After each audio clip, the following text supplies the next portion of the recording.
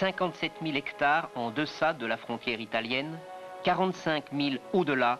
C'est à la vérité une réserve européenne de 100 000 hectares que le parc français constitue avec le parc italien du Grand Paradis. Lorsque la collectivité française, que ce soit le gouvernement et les acteurs socioprofessionnels, notamment de Savoie, se sont impliqués sur la création d'un premier parc national, il est évident que le parc du Grand Paradis a servi de référence, d'image exemplaire sur ce que devrait être un parc national en France.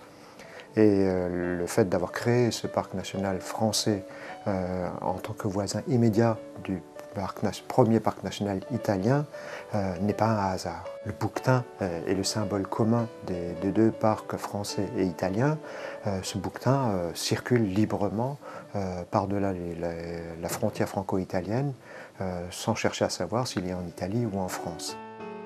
Ce qui est important sur l'histoire récente du parc français, c'est qu'au-delà de la mission de seule protection, on a maintenant aussi une mission d'appui au développement durable. L'ambition, c'est d'arriver à répondre à un double impératif qui est de protéger un territoire sous ses aspects naturels et culturels, et ensuite d'accompagner les populations locales à la gestion effectivement patrimoniale de ces territoires, que ce soit en Italie ou en France. Et profitant de l'élaboration de notre charte, on a de nouveau effectivement matière à travailler en commun avec le parc du Grand Paradis, y compris sur des thématiques de développement local. La création du réseau alpin des espaces protégés, qui finalement a donné l'habitude à tous ces espaces protégés alpins de travailler ensemble, a renforcé les relations entre les deux parcs, d'abord sur un plan technique, mais notamment à travers des exemples que l'on peut voir dans certains autres espaces alpins, montrer qu'il y avait de réelles possibilités de passer à une phase, je dirais, plus institutionnelle, plus organisationnelle de la coopération entre les deux parcs. Et ceci montre qu'ils savent travailler ensemble sur des sujets de plus en plus ambitieux et qui sont des territoires de protection, et donc dans lesquels les élus ont un rôle important à jouer également, qu'on arrivera, je crois,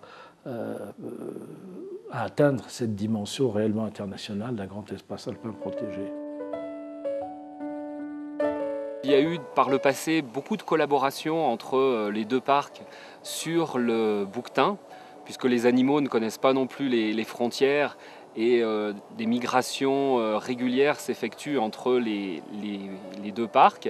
C'est vrai que pour la flore, jusqu'à présent, nous n'avons eu que très peu d'actions communes. Donc c'est un petit peu le démarrage d'une collaboration que nous espérons fructueuse et constructive pour la préservation de la flore de l'ensemble du massif Vanoise et Grand Paradis. Et puis donc si nous avons des problématiques en commun, et nous en trouverons forcément parce que c'est tellement proche, c'est tellement similaire comme type de milieu, c'est d'arriver à travailler à une échelle un petit peu plus importante pour appréhender cette préservation de la biodiversité, cette préservation de la flore d'une manière un petit peu plus globale, un petit peu plus intégrée que notre tout petit parc de la Vanoise. Non, mais je suis sûr. Je pense que ces rencontres sont très importantes, pas seulement pour la botanique, mais pour les changements d'expérience de travail de tous les gardes. J'ai fait un travail de connaissance de toute la flore. Mais une liste précise, comme on fait dans la Vanoise, je pense que peut être un peu plus facile. La botanique, la flore, comme la faune, et l'étude de la flore et de la faune, il y a besoin de gens qui connaissent le terrain et qui ont beaucoup d'enthousiasme, pas seulement vers la faune, comme il y a dans le parc du Grand Paradis, mais aussi quelqu'un pour la flore. Je pense qu'on va s'enrichir et connaître, c'est un enrichissement pour tous. Tous les échanges d'expérience, ils apportent quelque chose à n'importe quelle personne. Alors c'est tous positif, surtout pour moi et je pense même pour eux, c'est positif des échanges, des expériences et On voit même comme ils vont travailler ailleurs. En voyant ça, tu peux apprendre comment te bouger dans l'avenir. J'ai découvert quand même une espèce qu'on ne trouve pas chez nous, là, l'Androsas de Vandeli. Et donc on l'a recherché dans le secteur où j'étais avant. Mais bon, ça a été sans succès. Et puis là, on la voit en vrai. Donc maintenant, on sait à quoi elle ressemble et ça va nous permettre de pouvoir la prospecter ensuite après, quoi. Voilà, chez nous.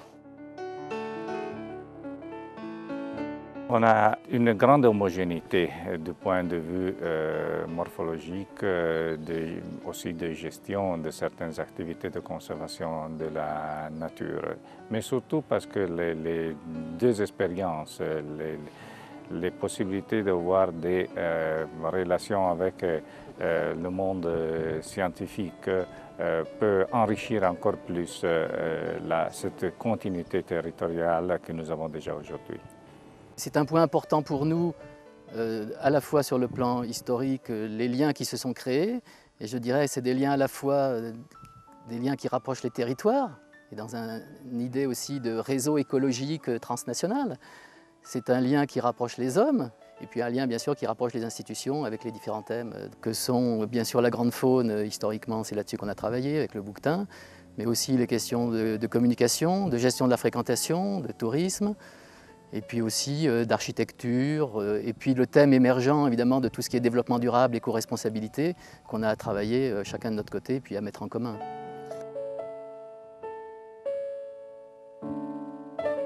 Je suis dans une optique effectivement d'un grand espace protégé transfrontalier, qui s'inscrit dans le cadre de la Convention alpine sur les Alpes, du réseau alpin des espaces protégés, et donc dont on est un maillon important.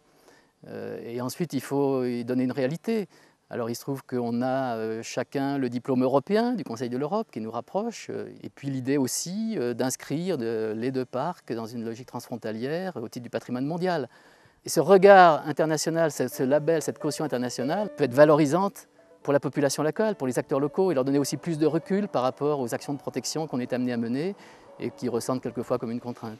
L'objectif final dans une Europe unie, c'est sans doute celle d'arriver à une gestion commune avec un organisme commun. En travaillant ensemble, je pense qu'on peut le réaliser, sans doute pas dans une année, pendant 2 années. C'est un travail long qui a la nécessité de réaliser des rapports plus étroits avec les deux États, mais sans doute un rêve qu'on peut réaliser dans le futur.